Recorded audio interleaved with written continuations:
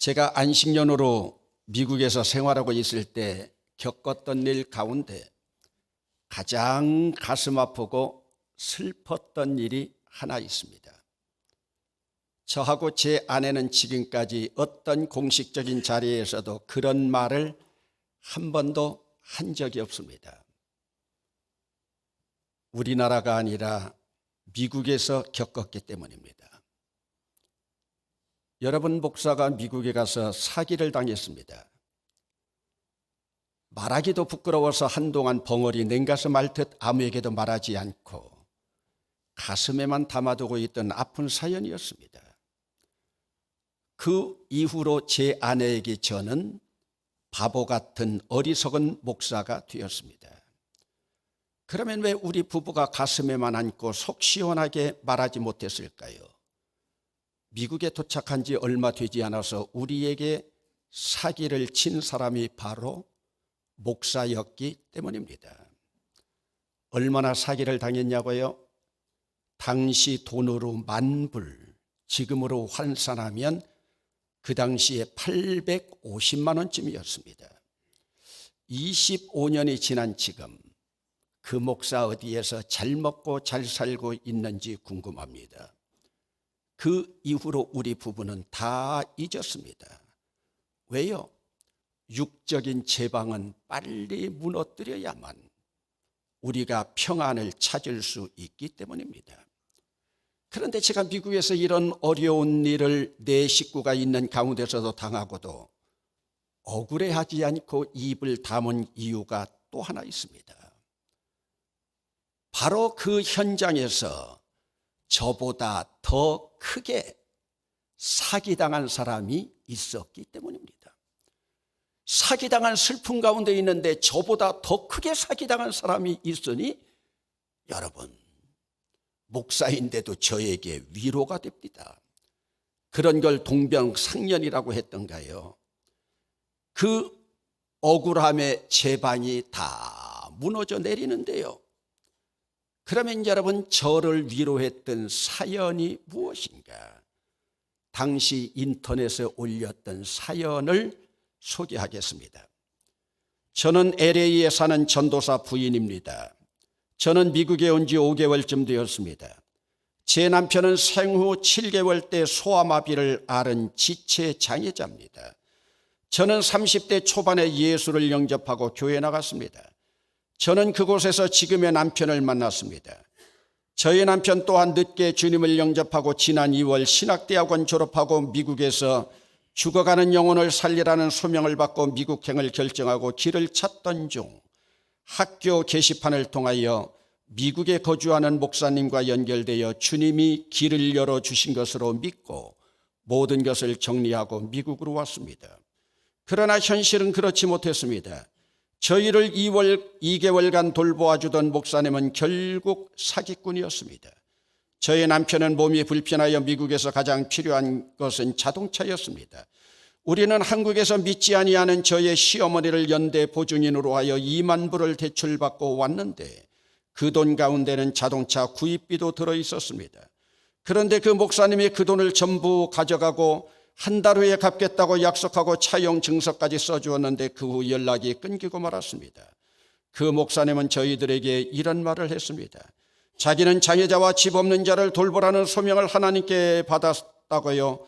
미국에 오겠다는 많은 사람들이 있었지만 그중에 이 전도사를 택한 것은 장애자라고 하는 말을 들었기 때문입니다. 그래서 우리는 그분을 철저히 신뢰했죠. 그의 아버지도 목사입니다. 그도 목사입니다. 저희 부부는 불신 가정에서 씨앗으로 하나님께서 선택해 주셨다고 믿었고요. 그런데 2달이 성한 목사님이 장애자의 달인 자동차 구입 비용까지 사기치고 사라지다니 도저히 용서가 되지 않습니다. 지금 저는 제가 있는 미국 새벽 2시 40분입니다. 지금 저희들의 생계는 제가 공장에 나가서 일하여 간신히 먹고 살고 있습니다. 너무도 괴롭습니다. 저주만이 속에서 끓어오르고 있습니다. 어찌해야 할까요? 저는 이 전도사 부인의 안타까운 사연을 읽고 나보다 더 큰 사기를 당한 사람도 있구나 하면서 제 사연은 고이 접고 살았습니다. 저는 이때부터 가장 안타까웠던 일이 하나 또 있습니다. 무엇인 줄 압니까? 미국에 간다고 저에게 인사하러 오는 사람들에게 이런 말을 당부합니다. 미국에 가서 목사라고 다 믿지 말아라. 목사를 조심하고 장로를 조심하라. 왜요? 저는 또 믿었던 장로에게도 당한 적이 있거든요. 그러기에 우리는 교회를 선택할 때 건전한 교회인가? 건전한 목사인가? 오늘 우리가 판단하는 것이 중요합니다. 여러분들은 인생을 살아오면서 이런 곡절과 같은 크고 작은 일들, 여러분 마음에 장벽을 쌓는 이런 일은 없었습니까? 지금 전도사 부부는 온갖 고난을 극복하고 신학대학원까지 졸업하고 기도하면서 꿈꾸어 오던 미국 땅으로 왔습니다. 그것은 소명의 땅이요 꿈의 복지요 하나님이 주신 비전의 나리를 펼칠 그러한 대지였습니다. 그러나 그들 부부의 꿈 여지없이 깨어졌습니다.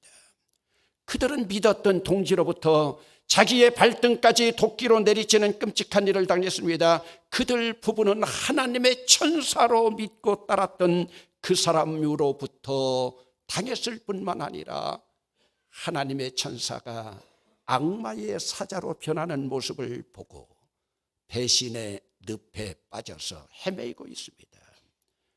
그들은 믿었던 목사에게 상해를 당하여 마음의 제방이 점점 높아가고 있었습니다. 그들의 배신감, 좌절감, 두려움, 무력감, 자존감 이런 일들을 경험하면서 안에서 분노와 복수심만 소용돌이치고 있었습니다.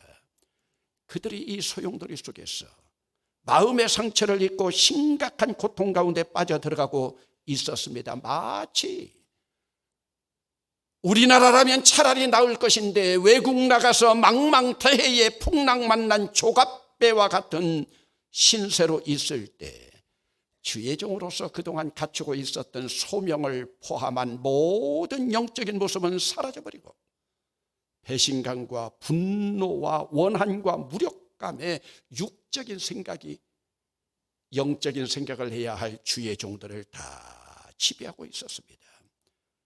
그녀는 지금 새벽 2시 40분이라고 했습니다. 이때까지 잠을 이룰 수가 없는 아픔, 그 속에서 배신당하고 사기당한 원한과 미움이 너무 가득해서 다른 아무것도 생각할 수 없을 만큼 마음의 제방의 똥만 높아가고 있었습니다. 그리하여 이 육신의 생각이 사망을 향하여 줄다름치고 있습니다. 여러분, 이러할 때 인간은 누구나 심지어 믿는 우리까지도 육신의 생각으로 제방을 쌓을 수밖에 없습니다. 여러분, 다메섹에 아나니아라고 하는 경건한 예수님의 제자가 있었는데 이 제자도 마음에 이러한 제방을 쌓아가고 있었습니다. 그는 특별히 사울이라고 하는 바리새인에게 거부감을 갖고 사울이라고 하는 이름만 나오면 죽이고 싶었습니다. 그는 특별히 예루살렘에서 자기와 함께 동역했던 스데반이 순교당하는 현장에서 미소 짓고 있었던 사울의 모습을 바라보면서 사울에 대한 증오의 장벽이 점점 제방처럼 쌓아져 가고 있습니다. 마음속에서 넘쳐나는 도끼, 분노, 사귈 수가 없었습니다. 마치 우리의 안중근 의사가 이토 히로부미를 죽이고 싶었던 그 도끼와 그 분노가 가득 차오르고 있었습니다. 그런데 어느 날 자기가 그렇게 증오하던 사울이 다메섹에서 꼬꾸라졌다고 하니 얼마나 통쾌한지요. 안도의 한숨을 쉬었습니다. 이제 기독교 박해는 끝이다. 기독교 핍박은 이제는 위축될 것이라고 믿었습니다. 더구나 그렇게 기세당당하던 사울이 눈까지 멀었다고 하니 기독교를 박해하는 자들의 말로를 보는 것 같았습니다. 아나니아가 한숨을 돌립니다. 그런데 여러분, 한숨을 돌리면서 평정을 찾는 것도 잠깐 한숨과 평정의 정적을 깨는 하나님의 음성이 들려옵니다. 여러분, 지금 사울이 쓰러져서 쾌재를 부르고 있는 아나니아에게 하나님의 음성이 들려옵니다. 원수 같은 사울을 찾아가라는 말씀입니다. 그리고 지금 그가 거꾸로 쓰러져서 지금 쾌재를 부르고 있는 이때 하필이면 아나니아를 택해서 네가 가서 그의 위로자가 되라는 말씀입니다. 그의 치료자, 그의 회복자가 되라고 하는 말씀입니다. 기가 막혔습니다. 그런데 여러분, 경건한 아나니아가 어떻게 하나님의 뜻을 거스를 수가 있겠습니까? 그가 순종합니다. 사울을 찾아가서 안수합니다. 사울의 눈에서 비늘이 떨어집니다. 사울의 눈이 떠집니다. 사울이 세상을 다시 보게 됩니다. 영안이 열렸습니다. 새로운 세상이 보여집니다. 율법의 눈으로, 율법의 세계에서 육신의 생각으로만 가득 차 있던 사울의 영적인 눈이 뜨여지기 시작합니다. 이름도 바울로 바꿉니다. 더 이상 바울은 이제 큰 자가 아닙니다. 작은 자가 되었습니다. 세상이 다시 보였습니다. 율법의 눈으로, 바리새인의 눈으로 바라보던 세상을 영적인 눈으로 바라보니 자기 자신이 죄인 중에 괴수인 것을 깨닫습니다. 자기를 스스로 진단해 봅니다. 여러분, 자기 스스로 돌아보니 한심하기 그지없습니다. 지금까지 살아온 세월이요, 자기가 그렇게도 저주했던, 그렇게도 미워했던 예수를 다시 봅니다. 지금까지 자기의 삶이 육신의 생각으로만 가득 찬 예수에 대하여 제방을 쌓고 있었던, 심지어는 예수 믿는 사람들을 죽이는 살인까지도 용인하는 자만에 빠져있던 자기의 모습을 바라보면서 안타까워합니다. 특별히 나라까지 잃어버린 암울한 현실 속에서 오직 빛으로 오신 메시아이신 예수 그리스도께만 소망을 두고 살아가던 자들의 희망까지도 빼앗아 갔었던 자기 자신의 모습을 바라봅니다. 자기 자신의 모습을 바라보니 자기 자신이 이 땅에 친일파로 있었던 헌병대장의 모습이었고, 자유를 찾는 탈북민들의 등을 쳐먹고 북송시키는 중국 공안대장과 다를 바가 하나도 없었습니다. 그를 하나님이 쓰러뜨렸습니다. 다메섹의 도상에서 하나님의 칼날에 쓰러진 사울, 눈뜬 장님이 되었습니다. 눈을 뜨고 있으니 앞을 볼 수가 없습니다. 보이지 않으니 먹을 수도 없습니다. 그렇게 당당하던 사울의 기세는 어디 갔는가? 결국 악한 자를 벌하시는 하나님의 공의가 승리한 날입니다. 하나님은 결국은 악한 자들이 승리하는 모습은 보여주지 않습니다. 승리하는 것처럼 보일 뿐입니다. 여러분, 그렇게 기세등등하던 사울의 꼴을 지금 보세요. 완전히 패배되었고 넉다운 되었습니다.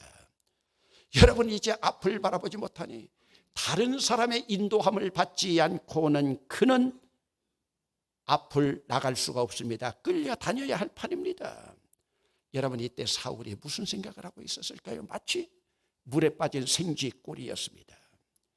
육신의 생각으로 살아가면서 영의 생각을 가진 자들을 괴롭히는 자들의 결국의 모습을 우리 하나님은 사울을 통해서 보여주고 있습니다. 예수님을 향하여 쌓았던 제방이 무너지기 시작합니다. 율법의 제방이 무너지니 은혜의 강이 흐르기 시작합니다. 전통의 제방이 무너지니 성령의 강이 흐르기 시작합니다. 사울은 이 비늘이 벗겨지면서 영의 눈을 뜨게 됩니다. 자기 틀 안에 갇혀있던 모습에서 이웃을 보게 됩니다. 육의 세계에서 영의 세계로 옮겨져 갑니다. 여러분, 육신의 제방을 무너뜨리니 영적인 제방이, 영적인 세계가 보이기 시작합니다. 영의 세계로 진압하면서 옛사람 사울을 버리고 작은 자 바울로 돌아옵니다. 큰 자가 작은 자가 되었습니다. 하나님의 역사지만 하나님의 역사 속에서, 그 구속사에서 하나님은 언제나 사람을 통해서 일하십니다. 여러분, 바울에게는 아나니아가 있었습니다. 그렇다면 여러분, 오늘 나에게는 누가 있습니까? 또 오늘 나는 누구의 회복자입니까? 여러분, 하나님은 지금 아나니아를, 생각지도 않았던 아나니아를 바울의 동반자로 삼아주셨습니다. 그리고 그 바울에게 그 이후에 동반자로 바나바, 실라, 디모데를 붙여주십니다. 여러분, 신앙생활을 하고 있는 우리에게 내 인생의 영적인 동반자는 누구입니까? 여러분, 아무리 육체적으로 부부라 하더라도 모두가 다 영적인 동반자가 되는 것은 아닙니다. 아무리 내 생에서 친한 친구라 하더라도 그 모든 친구가 내 영적인 동반자가 될 수 있는 것은 아닙니다. 영적인 동반자는 어려움에 처해 있을 때도 언제나, 세상 사람들이 다 떠나가도 언제나 내 곁에 있으면서 내 편을 들어줄 수 있는 사람입니다. 여러분, 목사라고 다 여러분의 동반자 될 수 있는 것 아닙니다. 그렇다면 여러분, 나의 진정한 동반자는 누구입니까? 여러분, 고난과 고통이 닥쳐와도, 불확실한 이 세계를 살아가면서도 여러분들이 어려움이 다가올 때 여러분들을 떠나지 않고 여러분들을 함께 할 수 있는 영적인 동반자, 여러분들이 경제적으로 어려움에 처해서 세상 모든 사람들이 따라간다 하더라도 경제적인 어려움 속에서도 여러분을 떠나지 않고 여러분과 함께 할 수 있는 동반자, 끝까지 내 입장에 서서 육적인 여러분들의 제방을 무너뜨릴 영적인 동반자는 누굽니까? 또 여러분들은 누구의 동반자가 되어 있습니까? 동반자가 없는 사람은 외롭습니다. 여러분, 태진아의 히트곡 가운데 동반자라는 노래가 있습니다. 당신은 나의 동반자, 영원한 나의 동반자, 내 생의 최고의 선물은 당신과 만남이었어. 잘 살고 못 사는 건 타고난 팔자지만 당신만을 사랑해요. 영원한 동반자요. 영원한 동반자로 남편과 아내를 노래하고 있지만 남편과 아내가 내 영원한 동반자입니까? 육적인 사람들이 말하는 동반자, 우리는 그 동반자를 원하는 게 아닙니다. 우리처럼 영적인 삶을 살아내어야 할 우리들에게 동반자, 유일한 동반자는 예수님뿐인 줄로 믿습니다. 그러나 여러분, 영적인 삶을 살아내는 우리들, 예수님이 영적 동반자라면, 예수님이 우리 삶의 동반자라면, 예수님의 삶을 닮아가고 있는, 고통받고 어려움에 처해 있는 자들을 찾아서 그들의 눈에 붙어있는 육적인 비늘을 벗겨줄 동반자가 이 세상에 있는 모든 사람에게는 꼭 필요한데 믿는 우리에게는 더 필요합니다. 오늘 여러분에게 누굽니까? 예수 믿는 우리는 독불장군으로 살아갈 수 없습니다. 독불장군으로 살아가는 자들은 하나님 앞에 죄인입니다.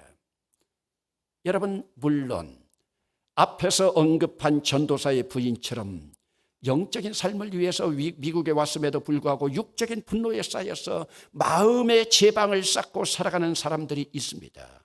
그에게 찾아가서 그 육적인 제방을 무너뜨릴 동반자가 필요합니다. 지금 분노에 쌓여있는 장애자인 그의 남편도 그 부인에게 동반자가 될 수가 없습니다. 영적인 누군가가 찾아가야 됩니다. 아나니아처럼요. 여러분, 그런데 힘들고 고통스러워도 동반자와 함께 가는 길은 외롭지 않습니다.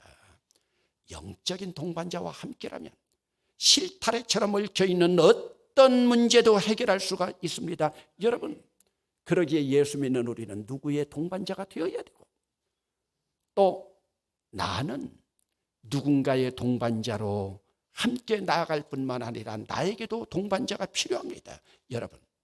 여러분은 누구의 동반자입니까? 그리고 내 동반자는 누굽니까?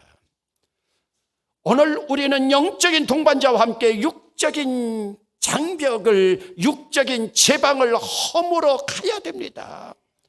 동반자와 함께 가는 길은 내 육적인 비늘도 벗겨지고 영적으로 나아갈 수 있습니다.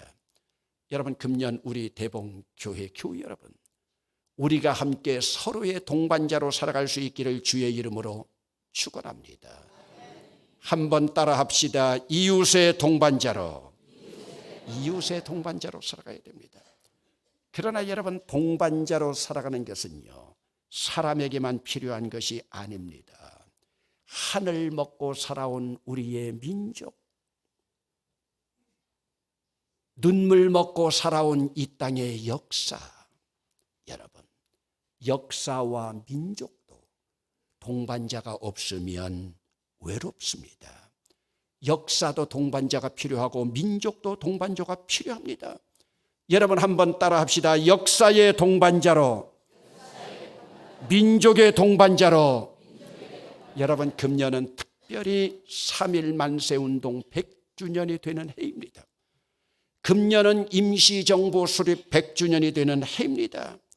우리는 신년을 맞이하면서 이웃의 동반자로, 영적 부흥의 동반자로, 역사의 동반자로, 민족의 동반자로 예수님 모시고 함께 예수의 손을 잡고 승리의 길을 걸어갈 수 있기를 주의 이름으로 축원합니다.